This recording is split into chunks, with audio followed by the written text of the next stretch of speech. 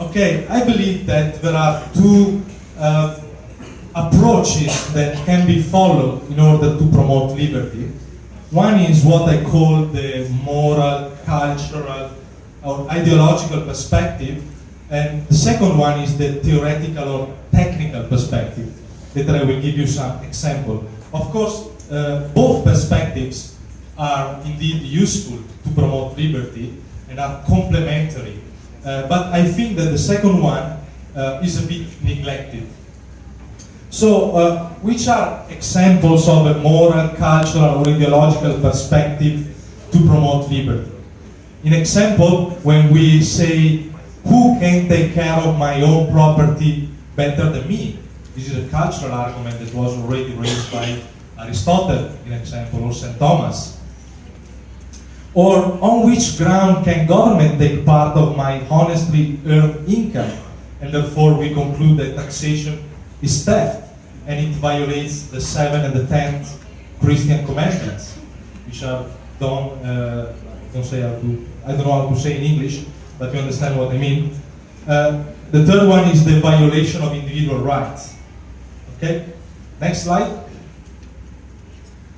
An example instead of the theoretical and technical perspective is what happened with the so-called socialist economic calculation debate that happened starting in the 20s. It involved from the Austrian side Mises and Hayek, and later on in the 80s Don Lavoie, and is the typical approach of the Austrian school against socialism. So socialism can indeed be condemned on a moral and ideological ground: the violation of individual rights such as private property, the tendency toward corruption, or the pretense to know what is good for the people better than the people themselves. But, next slide, Mises and later on Hayek and Lavoie developed another kind of argument. They, by using economic theory, they demonstrate how socialism simply cannot work. On a practical level, is a logical contradiction. So, with their argument, they challenge the contenders on a different ground. Let's say that even if you sympathize with the socialist cause, or we have to have the poor, redistribution, and etc., in front of the arguments from Hayek, Mises, and Lavoie, you must surrender because of the logical contradiction of socialism and therefore its impracticability. Basically, their argument is an argument grounded on the problems of information, knowledge, and the role of prices. Now, in this session, I cannot go deeply into the socialist economic calculation debate, but at the end of my presentation, you will find a long list of references. I'm quite an old-style lecturer, so half of my presentations is usually a list of references. So for the one among you that would like to have this presentation, you find a long list of readings that you can easily find online in order to improve your knowledge of the topic. So, via this argument, Mises was indeed able to predict the end of socialism in 1920. And this was a great theoretical victory that was, of course, understood by economists only many years later. When you think that the Nobel Prize, Paul Samuelson, in his famous textbooks on economics in 1989, was writing that USSR example is a good example of how socialism can indeed work and be even a better option than free market economy. He was writing this in 1989, so exactly few months before communism collapsed in all the world, while Mises, via his technical argument, was able to demonstrate that socialism and communism cannot survive already in 1920, so just 3 years after the Soviet Revolution. We are celebrating this year the 100th anniversary of that glorious revolution. Next slide. So I believe that we need to achieve in the realm of the libertarian environment more Mises targets. We are called to do what Mises did, doing good economic prediction using economic theory. And the freedom cause needs well theoretically equipped knights. So a sound economic background looks like, for me, the best prerequisite in the next steps in the struggle for freedom. And indeed, remember what Rothbard was used to say, it is not a crime to be ignorant of economics, but it is totally irresponsible to have a loud and vociferous opinion on economic subjects while remaining in this state of ignorance. And this is not regarding only our enemies, the socialists. This is a challenge also for all of us. How many of us are actually trained into economics? So of course I'm not claiming that everybody needs to become an economist, but I'm just saying that in our environment we need maybe better trained economists, not only on policy applications, but also on theoretical foundations. So we cannot simply read The Road to Serfdom by Hayek. There is a lot of literature about business cycles, about monetary problems, about inflation, about capital theory, that probably only few people in our environment read, because it's very difficult. It takes you a lot of energy to go through. But we must know, we must dominate these topics. Next, please. So, I will use this argument as the topic of this session is related with entrepreneurship and innovation. I decided to devote the second part to understand better what is entrepreneurship.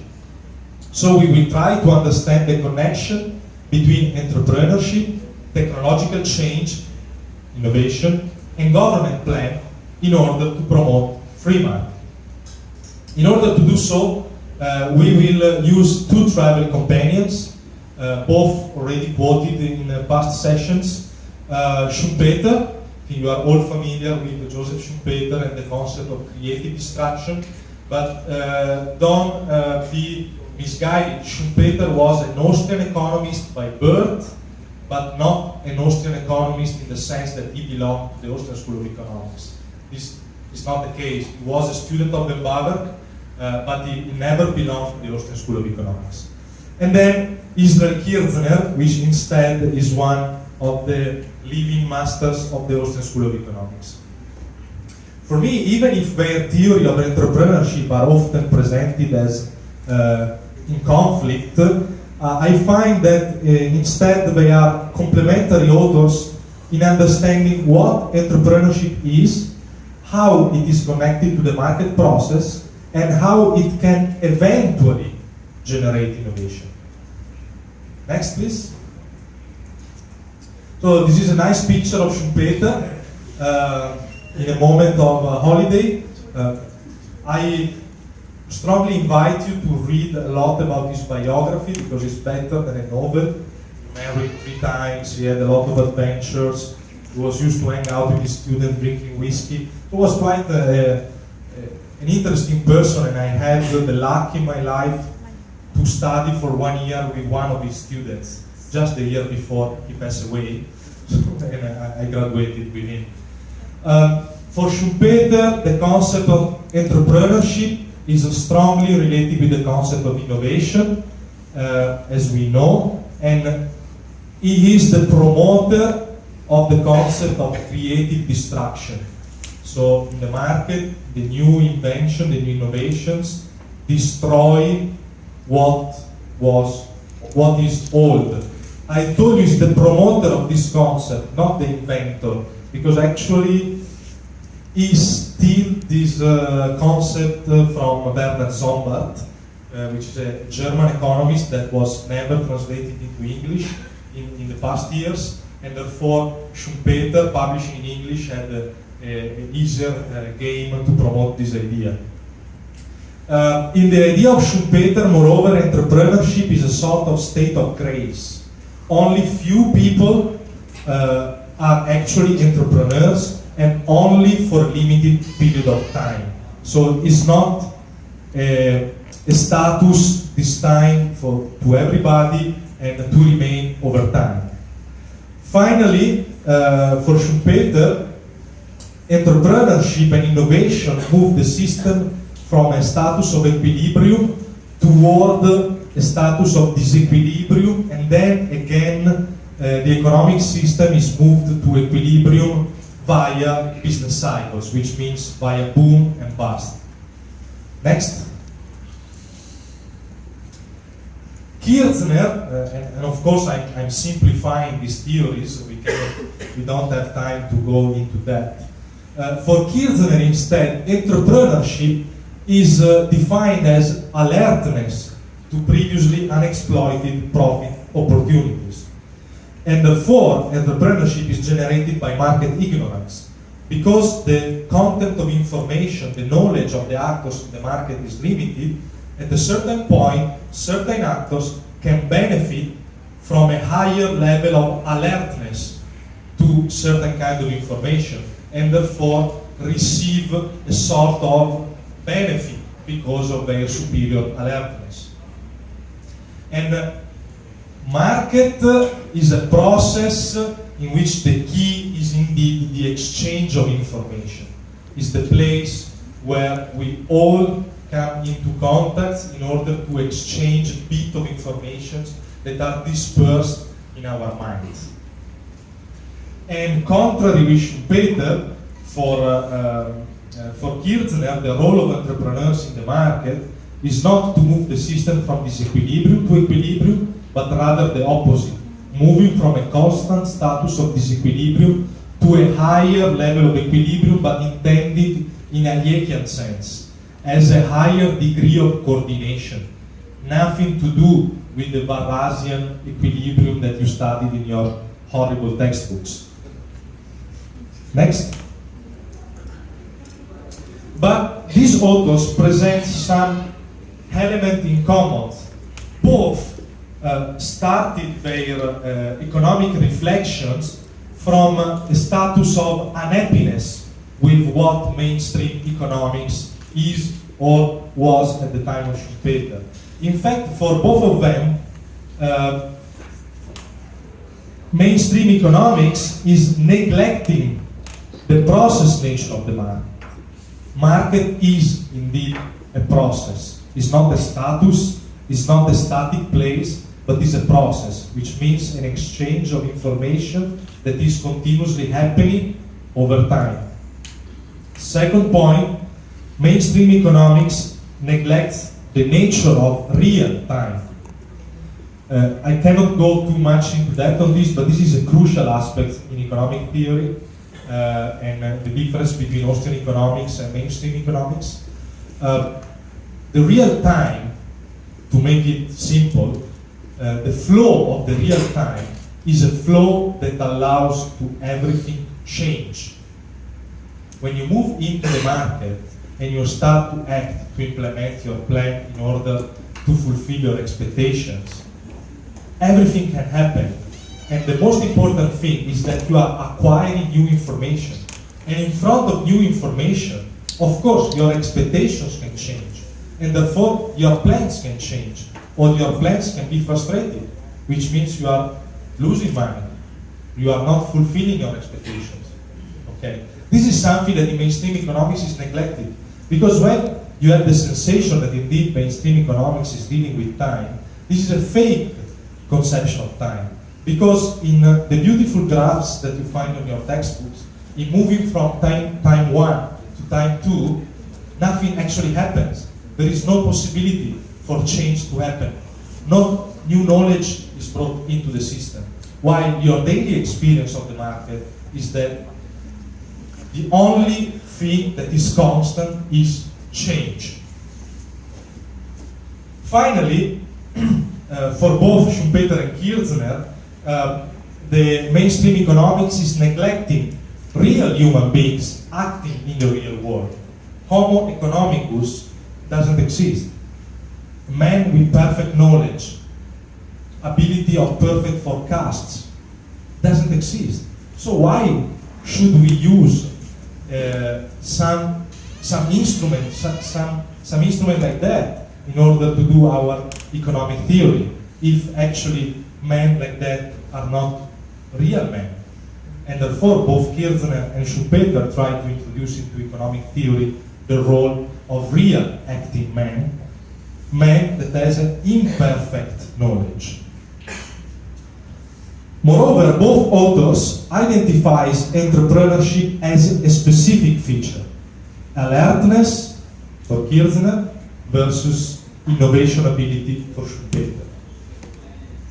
But the big difference is alertness for Kirchner is potentially in everybody, while innovation skills for Schumpeter are only in special men.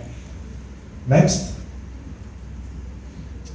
So I tried personally to reconcile Kirchner with Schumpeter. I like to take features from different economists and see if we can build more on the common aspects instead of marking the divisions. So, in order to do so, I identify three categories. The first one is the so-called Misesian's human action, which is something that you are all familiar, I believe. That means the choice of the means-ends framework. Means when we start to do something, Mises says we are all purposeful acting beings. When we do something, when we wake up in the morning, we do so in order to achieve something. Otherwise, better stay in bed. Tidur saja lah, right? Di sana orang-orang tidur. Wake up. Purposefulness of your action. You are here for a reason.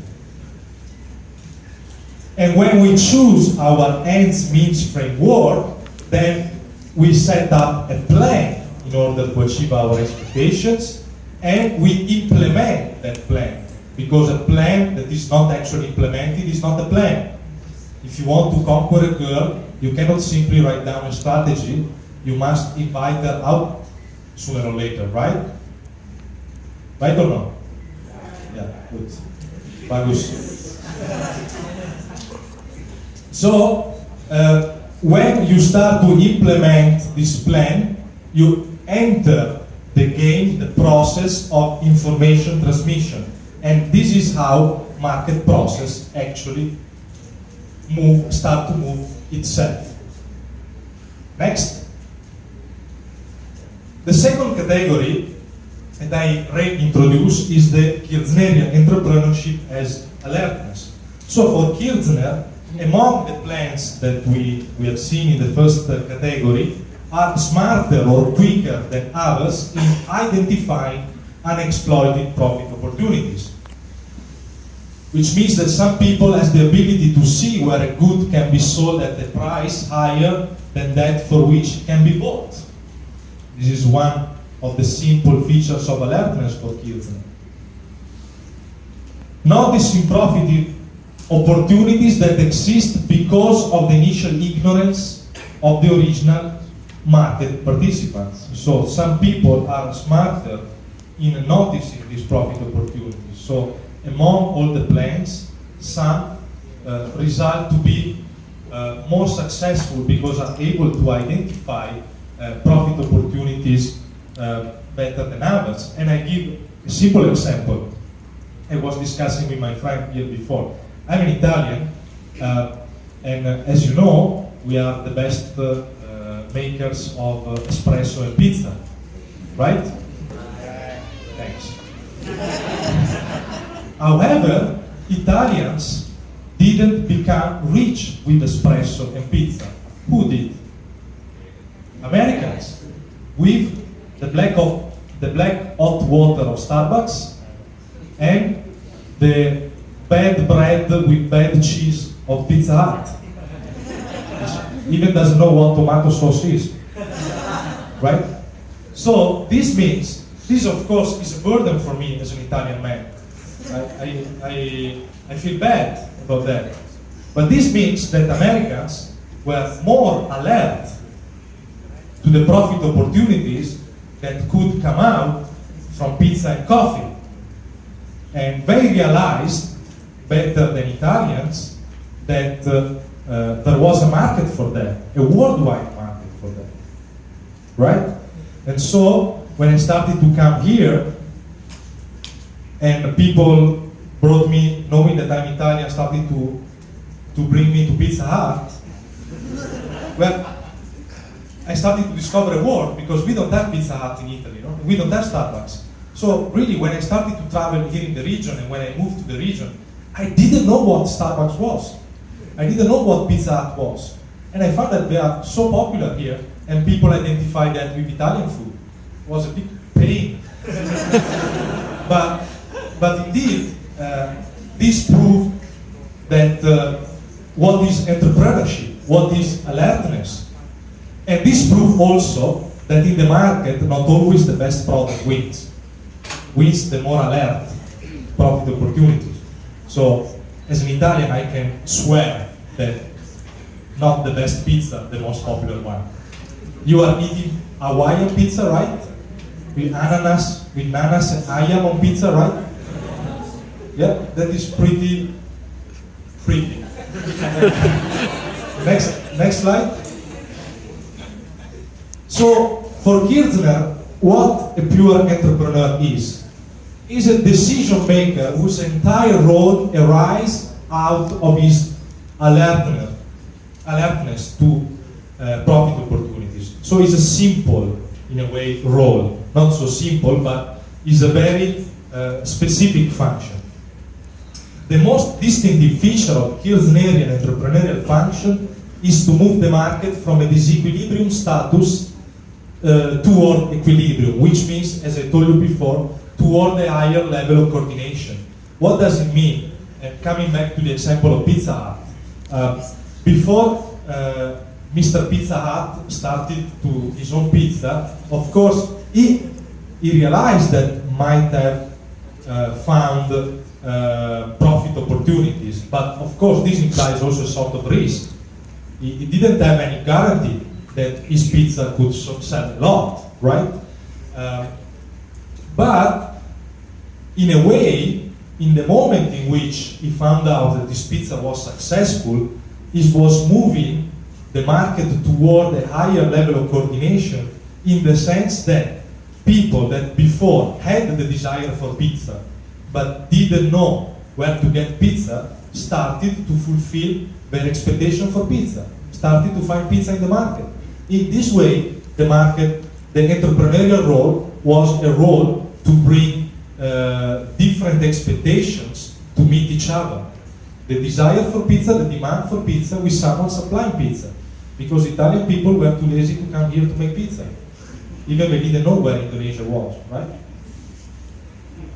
Next, please. For Schumpeter, entrepreneurship is something a bit different. He identifies 5 ways that he calls new combinations or innovations.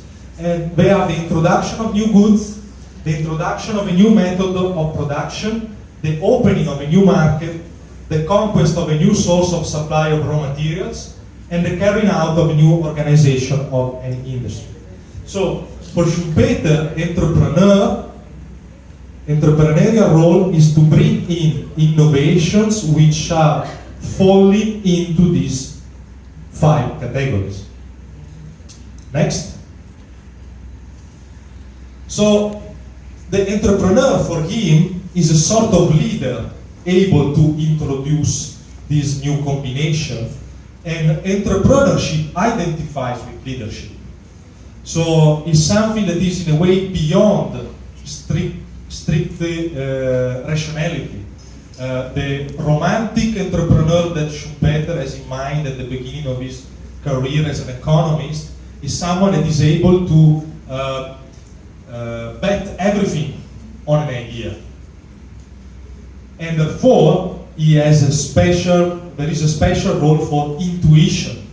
Imagine the big revolution that computers brought in against typing machines. How many of you know how to use a typing machine? No? Even you don't know what a typing machine is. Wow, it's awful. I studied typing in my high school, and I'm still in my 30s. So I'm not that older compared to you, but so even less than 20 years ago, I was studying how to use a typing machine in my school. You even never heard about a typing machine, your generation. And this is very peculiar because the time gap is not so big. So computer completely removed typing machines from daily activity. When I was in my high school, it was a normal instrument in the office. So imagine the big intuition that the people bringing in the computer had, and how this changed our way to do things. But moreover, for Schumpeter, there are special motivations that are very peculiar for the entrepreneur as an innovator. First of all, and this is quoted literally from Schumpeter, there is the dream and the will to found a private kingdom, usually not necessarily also a dynasty. So the nearest approach to medieval lordship possible to modern man. So for him, the entrepreneur is like an old lord. Then there is the will to conquer, the impulse to fight, to prove oneself superior to others, to succeed for the sake not of the fruit of success, but for success itself, winning for the sake of winning. Finally, there is the joy of creating, okay?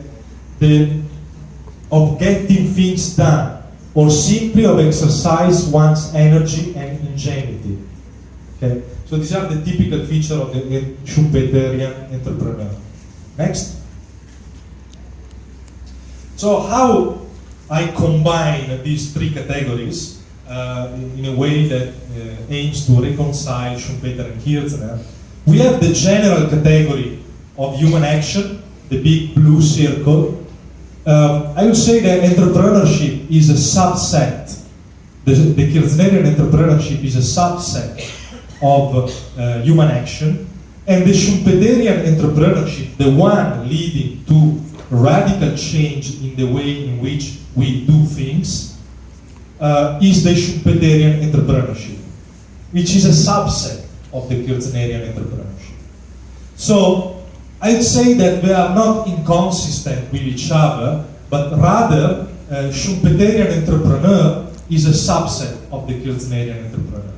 So in general, we all do entrepreneurial actions when we implement our plans and we try to be alert to profit opportunities. But among all our plans and our human actions and entrepreneurial actions, there are special entrepreneurial actions which consequences are much higher, are revolutionary. So I would say that the Schumpeterian category is narrower than the Kirchnerian, narrower, but not necessarily inconsistent. It's a subset, okay? Some entrepreneurs bring to the world more radical consequences than others. We all can agree that the introducer of internet introduced an innovation which is probably more radical than the one that started to produce this kind of bracelets. Okay, but the one that is making money with these bracelets is also an entrepreneur. But the consequences for the economic world of the inventor of internet are revolutionary, are innovations in the Schumpeterian sense. Is it clear where I'm going? Are you with me? Yes. Good. Next. So, the final part of my presentation.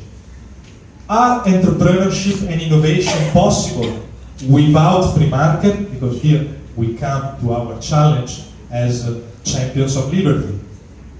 Schumpeter, in 1942, was actually thinking that entrepreneurial capitalism was at the end of its history. The role of entrepreneurs was about to end, to be replaced by corporations and government-led development. he was sad about this. When he's writing this, you can perceive his romantic sadness. But he was also admitting that an eventual oligopolistic corporation or government-led capitalism could work. And he's writing in his book, Capitalism, Socialism and Democracy, come on, only Professor Mises is believing the contrary. But if we have a deeper look at the question, is government intervention promoting or blocking entrepreneurship and its potential innovative attitude? Next, please. So, one of the most important features for entrepreneurship is, as we have seen, to manage information. Both in Kirchnerian and Schumpeterian scenarios, information is key. In fact, alertness is a special way to manage knowledge and to communicate information. Okay? The one bringing Pizza Hut to the world is betting on the fact that people have the need for pizza, so he's betting on a knowledge, okay, an intuition. And also the Schumpeterian innovation is based on intuition, which is in a way a special kind of information. What is intuition? Is potential information, assumption about information that can become reality. So, as we have mentioned before, the information and knowledge problem is the key argument in the Mises argument against socialism. So in this way, we reconnect the Misesian case against socialism together with our theory of entrepreneurship. Next, please. Che vuole titoli, eh? Alertness. So, we have one problem. First problem is that central planner cannot be entrepreneurial because of the specific nature of information and knowledge. In fact, look at the information. What is information? Which are the features of information? Information is dispersed. Every one of you has different kind of information. But this information is also stuck in your head, is tacit. You are not going around with signboards saying, hey, this is the content of information I have. You have there, and you keep elaborating on it, right? So in a way, it's not explicitly communicated. And moreover, it's ever changing. You might think you love Justin Bieber, but after you start listening to Pink Floyd, you cannot like Justin Bieber anymore.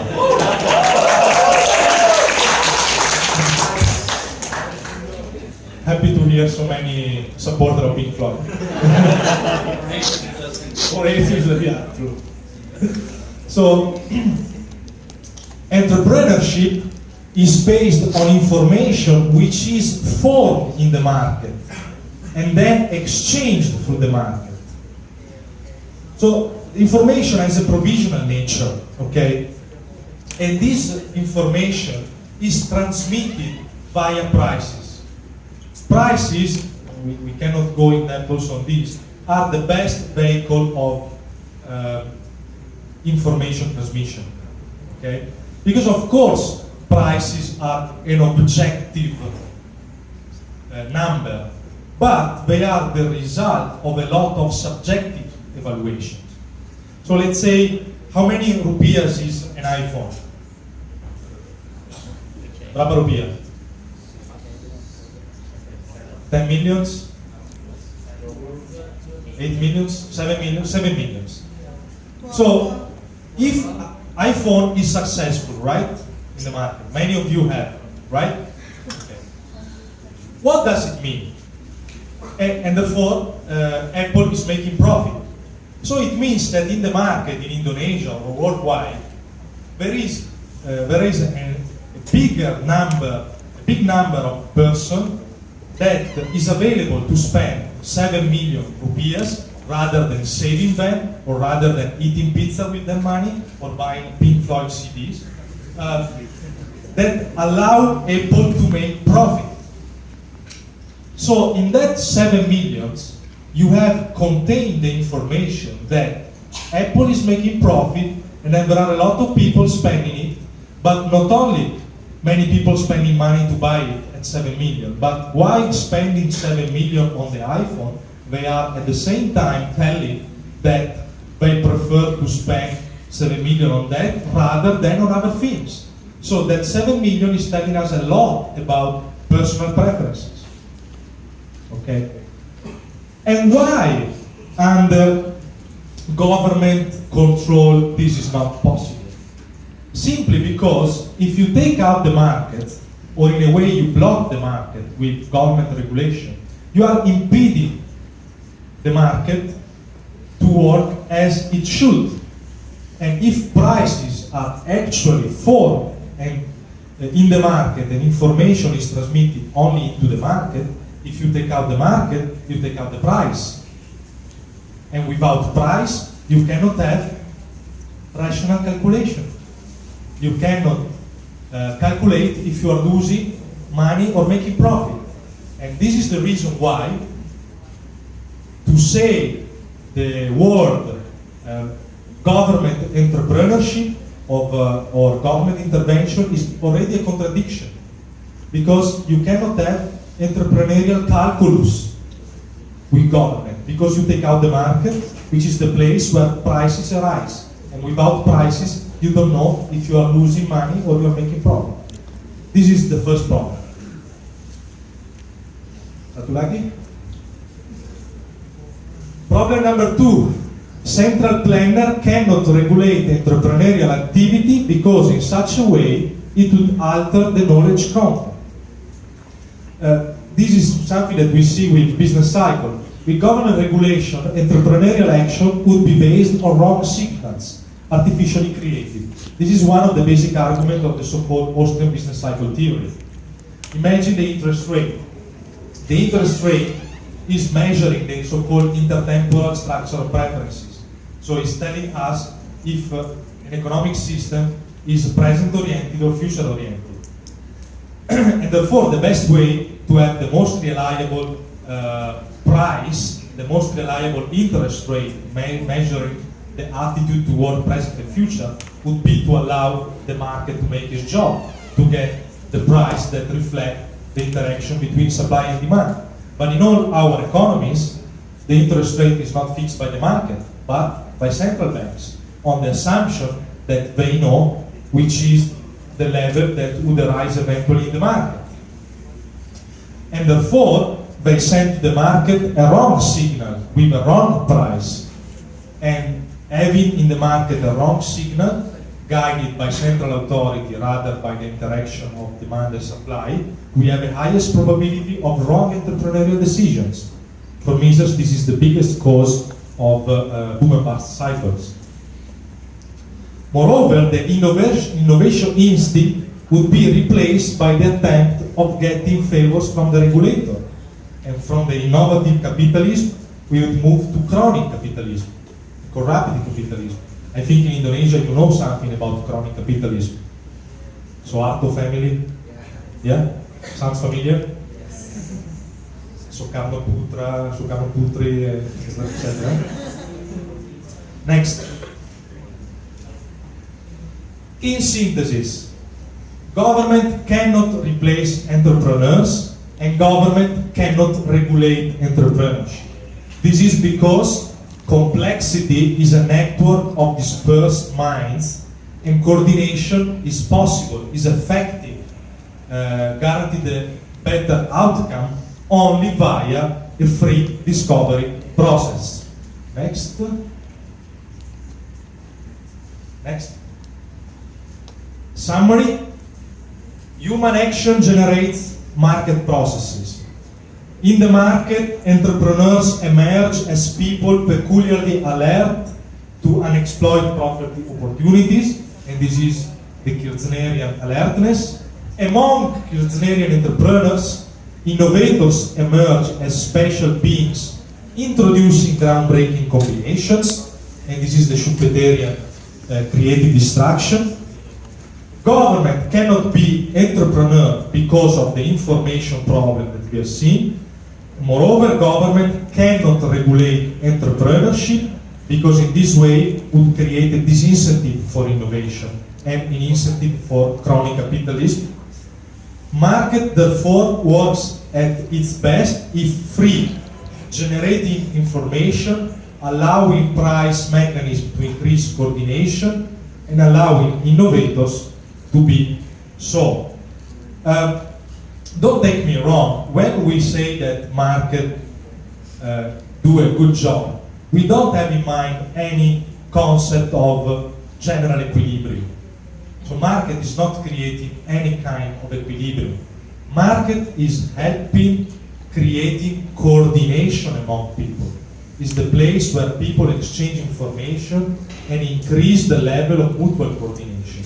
So when we talk about the good outcome of the market, we have in mind a level of degree of mutual coordination between people, not a certain static equilibrium benchmark. That doesn't exist. It's only in the mind of economists. It's not in the reality. So, if someone tells you that market is not perfect, it's perfectly true. Every human creation is not perfect. But market was better than government because allow people to freely exchange information and therefore help in reaching a higher degree of coordination. This is far from a perfect state of equilibrium, but I would say that rather than living in a perfect state of equilibrium, I prefer to live in the exciting, kaleidoscopic reality in which we are living every day. Thanks.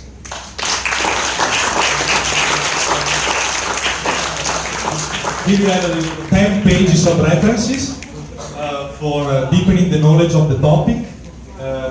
If some of you is interested, you can just drop me an email and I will be happy to send all the necessary material.